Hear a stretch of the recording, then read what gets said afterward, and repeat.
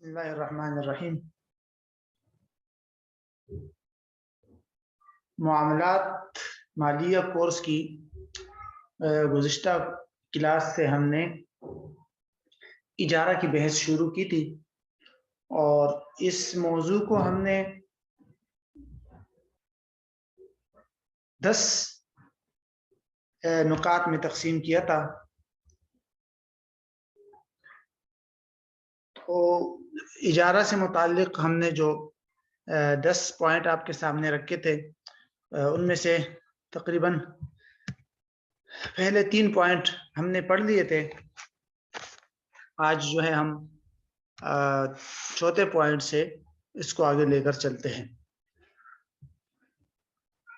चौथा पॉइंट है इजारा के अरकान के अक़दी इजारा में बुनियादी तौर पर कौन कौन से रुकन हैं अक़दी इजारा के।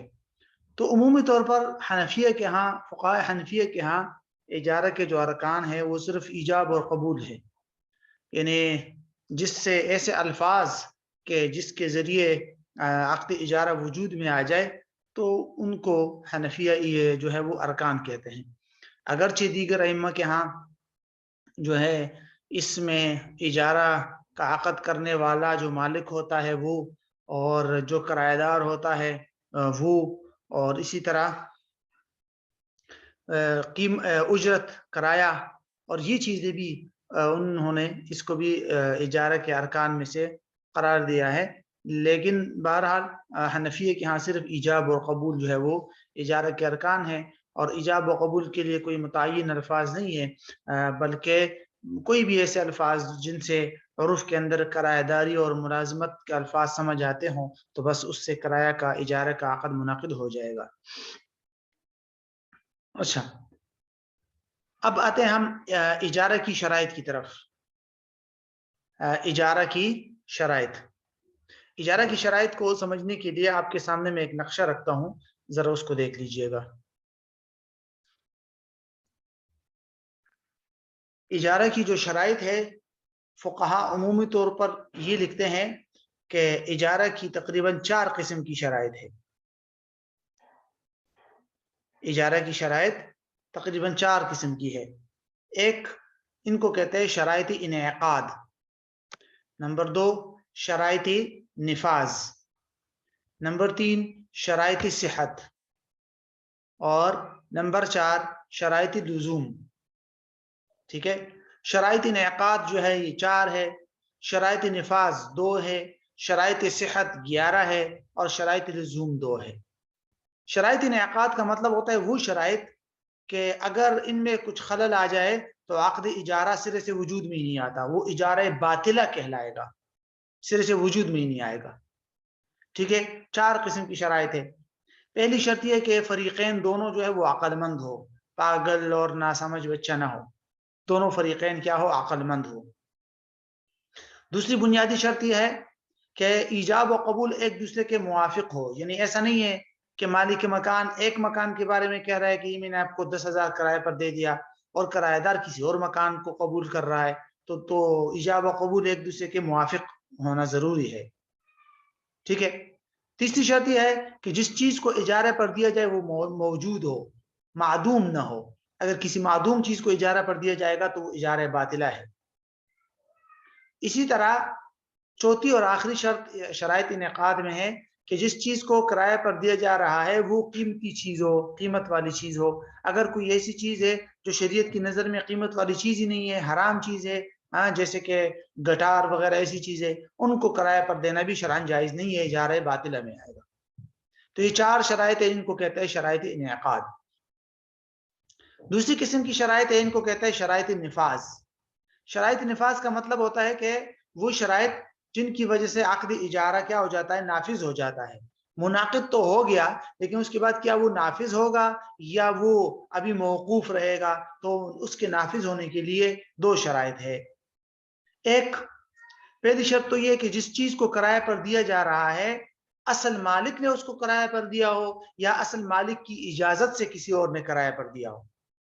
अगर کسی مکان کو اصل مالک نے کرائے پر نہیں دیا، کسی اور نے مالک کی اجازت سے بھی اس کو کرائے پر نہیں دیا، کسی فضولی نے مالک کی اجازت کے بغیر کسی مکان کو کرائے پر دے دیا، تو ایسی صورت میں یہ جو ہے یہ عقد اجارہ نافذ نہیں ہوگا، بلکہ موقوف رہے گا مالک کی اجازت پر۔ اور دوسری شرط نفاذ کی ہے کہ خیار شرط نہ رکھا جائے عقد اجارہ میں۔ جس مدت تک، جس ٹائم تک خیار شرط ہوگا، اس ٹائم تک عقد اجارہ نافذ نہیں کہلائے گا۔ تو یہ دو بنیادی شرائط ہے جس کا تعلق شرائط نفاذ کے ساتھ۔ شرائط صحت، شرائط صحت کا مطلب ہوتا ہے وہ شرائط کہ جس کا پایا جانا ضروری ہے تاکہ عقد جو ہے وہ فاسد نہ ہو، درست ہو جائے۔ ممکن ہے کہ شرط کہ عقد اجارہ منعقد بھی ہو، نافذ بھی ہو، لیکن فاسد ہو جائے، ایسا ہو سکتا ہے، ٹھیک ہے۔ تو جیسے کہ میں نے آپ کو، اگر آپ کو یاد ہو تو بیوع کے اسباق کے شروع میں نے آپ کو ان چاروں باتوں میں فرق سمجھایا تھا، انعقاد، نفاذ، صحت اور لزوم میں، تو اسی کو مد نظر رکھیے آپ۔ یہ جو شرائط ہے یہ شرائط صحت ہے، اگر ان میں سے کوئی شرط میں خلل آئے گا تو وہ اجارہ وجود میں تو آ جائے گا لیکن اجارہ فاسدہ ہوگا، اور اگر کرایہ دار نے مکان وغیرہ استعمال کر لیا تو اس پر پھر اجرت مثل لازم ہوگی۔ شرائط باطلہ نہیں ہے یہ، ٹھیک ہے۔ کئی شرائط ہے مشہور جو ہے یہ 11 میں نے لکھے تھے، یہ نقشہ میں نے اپنی کتاب کے لیے بنایا تھا، اس میں نے باریک باریک شرائط بھی ذکر کی ہے۔ بہرحال اس کو دیکھ لیجئے۔ ایک شرط تو بنیادی شرط یہ ہے کہ رضامندی ہو، جبرن اجارہ نہ کیا جائے، کیونکہ اگر جبر کیا جائے گا تو وہ عقد اجارہ فاسد ہوگا۔ اسی طرح دوسری بنیادی شرط شرائط صحت میں سے ہے کہ جس چیز کو کرائے پر دیا جا رہا ہے وہ معلوم اور متعین ہو۔ کسی نامعلوم چیز کو کرائے پر دیں گے تو اجارہ فاسدہ ہے۔ ایک آدمی اگر کہے کہ میرے ان 10 مکانات میں سے ایک مکان میں نے آپ کو کرائے پر دے دیا تو یہ درست نہیں ہے، یہ اجارہ فاسدہ ہے، ٹھیک ہے۔ تو یہ بھی ایک شرط ہے۔ اسی طرح تیسری شرط یہ کہ اجرت یعنی کہ کرایہ یا تنخواہ جو ہے وہ معلوم اور متعین ہو، ورنہ اجارہ فاسدہ ہے۔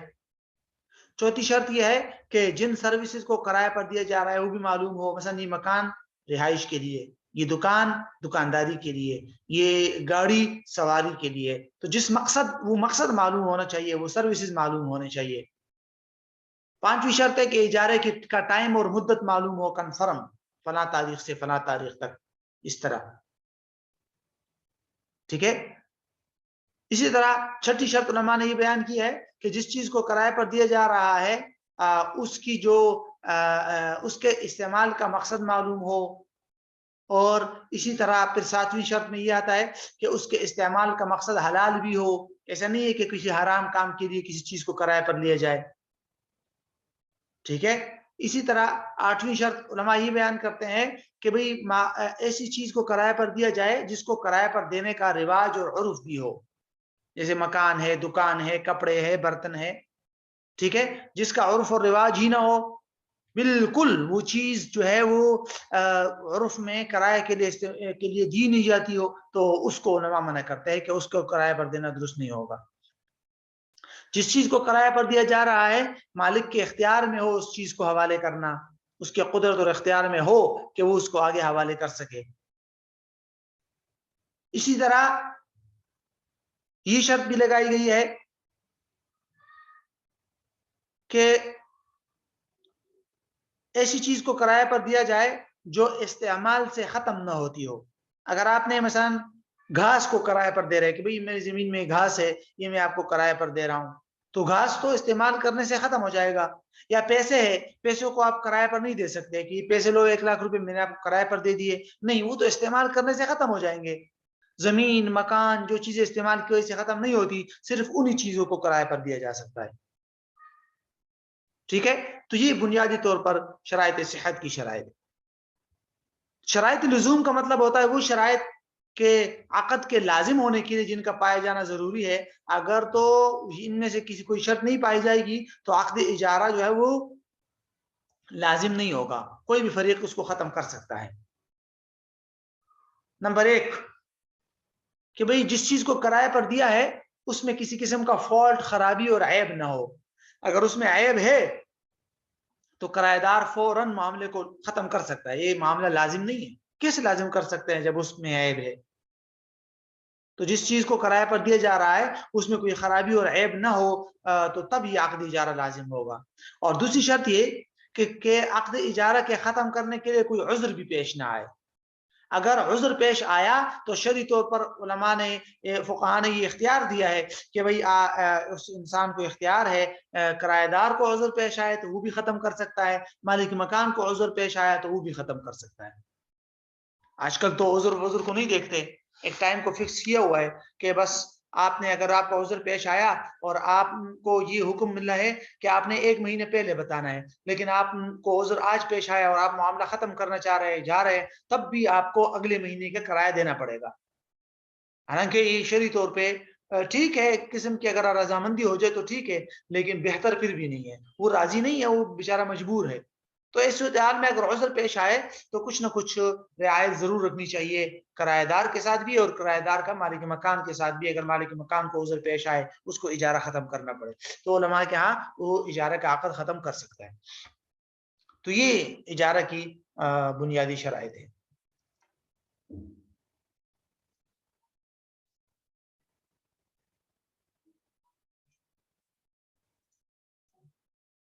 تو اجارہ کی شرائط کے بعد اگلا پوائنٹ جو ہمارا ہے, چھٹا پوائنٹ, وہ ہے اجارت العمل کے اصول. اجارت العمل آپ کو معلوم ہوگا, اجارت العمل کا مطلب کیا تھا کہ کسی کو امپلائمنٹ اور مزدوری پر رکھنا, کسی انسان کی خدمات کو کرایہ پر لینا, کسی انسان کی خدمات کو کرایہ پر لینا. تو اس سلسلے میں ایک بنیادی اصول تو یہ ذہن میں رکھ لیجئے کہ انسان کو صرف جائز کام کے لیے کرایہ پر آپ رکھ سکتے ہیں, مزدوری پر رکھ سکتے ہیں. کسی ناجائز کام کے لیے اگر آپ نے کسی کو مزدوری پر رکھا تو یہ شرعاً جائز نہیں ہے. ٹھیک ہے. دوسرا اصول, ایک شخص نے کسی کو مزدور رکھا اور اس کے لیے کوئی اجرت اور تنخواہ مقرر نہ کی گئی, اور اس نے کیا کر دیا, پورا مہینہ 2 مہینے جو ہے وہ کام کیا,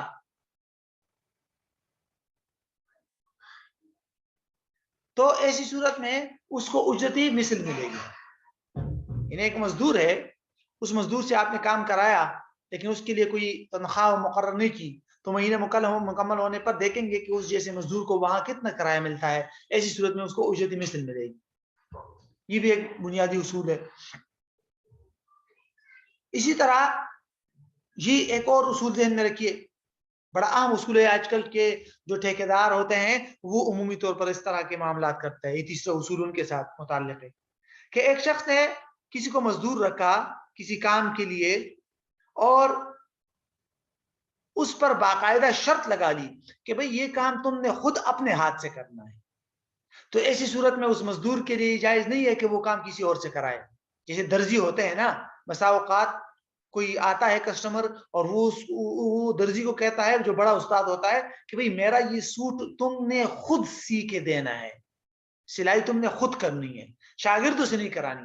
اگر اس نے کہا ہاں ٹھیک ہے, تو ایسی صورت میں اس کے لیے جائز نہیں ہے کہ وہ شاگردوں سے اس کی سلائی کرائے, گناہ ہے اس کے لیے شرعاً. لیکن اگر کرایہ دار, اگر اس مزدور کے ساتھ ایسی کوئی شرط طے نہ ہوئی, بس مزدور سے ہی کہہ دیا کہ یہ مثلا سوٹ سلوانا ہے یا یہ مکان بنوانا ہے, آپ کتنے میں وہ کریں گے, اس نے کہا ہاں اتنے میں ہو جائے گا, تو ایسی صورت میں اس کے لیے جائز ہے کہ وہ خود وہ کام کرے یا کسی اور سے کرائے. مثال کے طور پر ہوتا ہے نا ٹھیکیدار وغیرہ, کہ میں نے ٹھیکیدار سے بات کی کہ بھئی اس طرح مجھے 2 کمرے بنوانے ہیں اور آپ جو ہے مزدور لے کے آ جائیں یا یہ کام کر لیں. اس نے کہا ہاں ٹھیک ہے. اب اس نے خود مجھ سے ٹھیکہ لے لیا اور اس نے کہا کہ بھئی یہ جو ہے ہم یومیہ, آپ یومیہ جو ہے وہ مثال کے طور پر میں 10 آدمی رکھوں گا اور یومیہ آپ نے کیا دینے ہیں, 10,000 روپے دینے ہیں. ٹھیک ہے, ان کا جو کام کریں گے. اس نے کہا ٹھیک ہے, میں نے اسے 10,000 روپے پہ معاملہ کر دیا. اب میں اس کا مزدور ہوں, میں خود سارا اکیلا کام تو نہیں کروں گا, میں آگے جا کے کسی اور کے ساتھ کانٹریکٹ کرتا ہوں. اور کسی اور کو میں کرائے پہ لیتا ہوں اور ان کے ساتھ میں یہ معاملہ کرتا ہوں کہ آپ لوگوں کو میں 800 روپے دوں گا، آ جائیے کام پہ، یا کسی بڑے آدمی کو میں نے کہہ دیا کہ بھئی آپ اپنے مزدوروں کو لے آئیے، میں آپ کو یومیہ 9000 روپے دوں گا، آپ 10 آدمی کام کریں، تو بیچ میں سے 1000 روپے میں رکھ لوں گا اور باقی وہ کام کریں گے اور ان کو میں مالک سے لے کر ان کو دوں گا۔ تو بیچ میں نے یعنی اصل معاملہ میں نے مالک کے ساتھ کیا تھا، پھر میں نے اپنے لیے مزدور ڈھونڈے اور مزدوروں کے ساتھ میں نے نیا کانٹریکٹ کر دیا اجارے کا، ٹھیک ہے؟ تو اس صورت میں جائز ہے خود کام کرے یا کسی اور سے کروائے، تو لیکن اگر اس نے شرط لگائی ہو کہ تم نے خود کام کرنا ہے تو پھر یہ جائز نہیں ہے کہ آپ کسی اور کے حوالے کریں، پھر خود کام کرنا ہوگا۔ اسی طرح جو اجیر کی جو 2 قسمیں ہم نے بیان کی تھی، اجیر خاص اور اجیر مشترک، تو اس میں اجیر خاص کے لیے علماء نے یہ اصول ذکر کیا ہے کہ اس کے کام کا ذکر کرنا ضروری ہے، کہ بھئی اجیر خاص کے لیے آپ نے کیا کرنا ہے کہ بھئی آپ نے یہ مثلا کام بھی اور کام سے زیادہ وقت کا بیان کرنا، یعنی اجیر خاص کے لیے کیا بتانا ضروری ہے؟ وقت بتانا اس کے لیے بہت ضروری ہے، اس کے لیے ٹائمنگ فکس کرنا ضروری ہے۔ اگر آپ کسی ڈرائیور کو رکھ رہے ہیں، کسی کو جاب پہ رکھ رہے ہیں، تو اس کے لیے کیا کرنا ہے؟ ٹائمنگ بتانا ضروری ہے کہ صبح 8 سے لے کر شام 8 تک، صبح 8 سے لے کر 5 تک، یہ آپ کا ٹائمنگ، تو ٹائمنگ بتانا ضروری ہے تاکہ اس ٹائم میں وہ حاضر رہے، پھر وہ جتنا کام آپ سے اس سے لے سکتے ہیں جو اس کی ذمہ داری ہے وہ کرے، اور اگر آپ اس سے کام نہیں لے جائیں تب بھی وہ اگر اس ٹائم میں حاضر ہوگا تو اس کو تنخواہ ملے گی۔ تو بہرحال اجیر خاص کے لیے کیا ضروری ہے؟ وقت کا بیان کرنا۔ جہاں تک اجیر مشترک کی بات ہے تو اس کے لیے علماء نے لکھا ہے کہ وقت بیان کرنا کوئی ضروری نہیں ہے، بس اس کے لیے عمل کا بتانا ضروری ہے اور عمل کے ساری تفصیل بتانا اس کو ضروری ہے، ٹھیک ہے؟ اس کو عمل کی مکمل تفصیلات بتا دی جائے کہ تم نے یہ کام کرنا ہے، یہ سوٹ سلنا ہے، یوں طریقہ ہوگا، اس طرح یہ سائز ہو، مکمل تفصیل اس کا عمل بتا دیا جائے، ٹائمنگ نہ بھی بتا دی جائے تو کوئی مسئلہ نہیں، ٹائمنگ نہ بھی بتائی جائے تو کوئی ٹائمنگ فکس کرنا کوئی ضروری نہیں ہے۔ تو یہ اجازت العمل کا ایک اصول یہ بھی ہے۔ اسی طرح اجازت العمل میں یہ بھی ہے، وہ بات تقریباً ہو بھی گئی پیچھے، کہ معصیت کے کام، گناہ کے کاموں پر جائز نہیں ہے، اور اجرت علی الطاعات یعنی کسی طاعت والے کام پر بھی اجازت العمل درست نہیں ہے۔ مثال کے طور پر نماز پڑھانے، اذان دینے، قرآن کی تعلیم دینے، اس پر اصل علماء کا پہلے تو فتویٰ یہی تھا کہ اس پر اجرت لینا جائز نہیں ہے، لیکن متاخرین علماء نے ضرورت کے موقع پر صرف چند چیزوں کی اجازت دی ہے کہ ان طاعات پر جو ہے وہ تنخواہ پر کسی کو رکھنا جائز ہے، ایک ہے امامت، اذان، تعلیم قرآن، تو بنیادی طور پر تعلیم قرآن وغیرہ، اور اس تعلیم قرآن کے اندر دیگر جو تعلیم ہے وہ بھی آ جائے، تو ان سب کی اجرت لینا جائز ہے۔ دیگر ائمہ کے ہاں تو ویسے بھی جائز تھا، شوافی وغیرہ اور حنابلہ ان سب کے ہاں تو ویسے بھی جائز تھا، حنفیہ کے ہاں، متقدمین کے ہاں جائز نہیں تھا، اور متاخرین نے اس کی اجازت دے دی ہے۔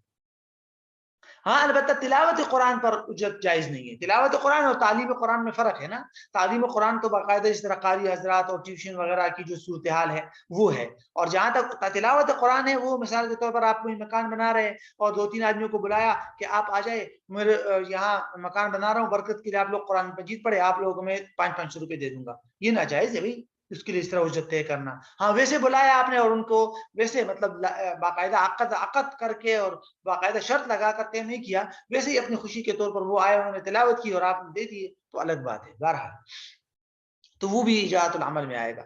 تو اجازت العمل سے متعلق جو ضروری باتیں تھی وہ یہی ہے۔ اجازت الاعیان کے اصول، اجازت الاعیان کا کیا مطلب تھا کہ کسی مکان، دکان، کسی چیز کو کرائے پر دینا، ٹھیک ہے؟ تو اس میں بنیادی طور پر تو ایک شرط تو یہ ہے کہ جس چیز کو کرائے پر دیا جا رہا ہے وہ چیز قابل استعمال ہو، وہ مکان ہے، دکان ہے، جو بھی ہے وہ قابل استعمال ہو۔ اگر وہ چیز قابل استعمال ہی نہیں ہے، یا جس مقصد کے لیے آپ اس کو کرائے پر دے رہے ہیں وہ مقصد اس سے پورا نہیں ہو رہا تو یہ اجارہ درست نہیں ہے۔ مثال کے طور پر ایک چکی ہے، اس میں جو پانی سے آتے ہیں نا، یا اس کو مطلب کوئی چکی ہے اس میں پانی آ رہا ہے، اس پانی سے وہ لوگ آٹا جو ہے بناتے ہیں گندموں کا، اب اس نے کرایہ پر دیا لیکن وہ چکی جو ہے وہ اس میں پانی نہیں آ رہا، تو یہ اجارہ درست نہیں ہے۔ یا ایک مکان آپ نے کسی کو کرایہ پر دے دیا، اگلے ہی دن وہ گر گیا زلزلے وغیرہ سے، تو اجارہ ختم۔ کیوں؟ جو مکان آپ نے دیا تھا اب وہ قابل استعمال ہی نہیں ہے اس طرح سے، ٹھیک ہے، تو ایسی صورتحال میں کہ جس چیز کو آپ کرائے پر دے رہے ہیں وہ قابل استعمال ہو. اور دوسری بنیادی شرط کیا ہے اجارت الاعیان کی کہ بھئی مالک کی مکان نہیں، اصل مالک نے اس کو کرائے پر دیا ہو، ورنہ اصل مالک کی رضامندی سے. ٹھیک ہے. تیسرا اصول یہ ہے کہ اجارہ کے دوران اس چیز کے جو یومیہ اخراجات ہے وہ تو کرایہ دار برداشت کرے گا، جو استعمال سے متعلق اخراجات ہیں وہ تو کرایہ دار برداشت کرے گا، لیکن اس کی ملکیت سے متعلق جو اخراجات ہوں گے، جو زمان آئے گا، وہ مالک برداشت کرے گا. سمجھے اس کو، ملکیت سے متعلق اخراجات الگ ہے اور استعمال اور یومیہ اخراجات الگ ہے. مثلا میں نے کسی کو گاڑی دے دی تو اس گاڑی میں پیٹرول پڑے گا، اس گاڑی کے ٹائر میں ہوا لگے گی، اس گاڑی میں جو ہے وہ آئل چینج ہوگا. اسی طرح اس میں جو چھوٹا موٹا کام ہوتا ہے جس کا تعلق استعمال کے ساتھ ہے وہ کس کی ذمہ داری ہوگی؟ اس کرایہ دار کی جو جس نے گاڑی کرایہ پر لی ہے. لیکن اس کی ملکیت سے متعلق اخراجات اصل مالک برداشت کرے گا. اللہ نہ کرے ایکسیڈنٹ ہو گیا، اس کی غلطی نہیں تھی کرایہ دار کی، تو یا اس کا انجن جو ہے وہ ختم ہو گیا یا اس طرح ٹائر ہی پھٹ گیا پورا، تو ایسی صورتحال میں جو بڑے اور ملکیت والے اخراجات ہیں وہ مالک برداشت کرے گا. گاڑی گر گئی پورے مکان سے، وہ مطلب کسی پل وغیرہ سے، تو بھی، یا مکان ہے اس مکان کو آگ لگ گئی یا مکان زلزلے میں گر گیا، تو جو ملکیت کے اخراجات ہیں وہ اصل مالک برداشت کرے گا. بشرط یہ کہ کرایہ دار کا اس میں مطلب جان بوجھ کے کرایہ دار نے وہ نہ کیا ہو، نقصان نہ کیا ہو. اگر اس نے کیا ہے پھر تو الگ بات ہے.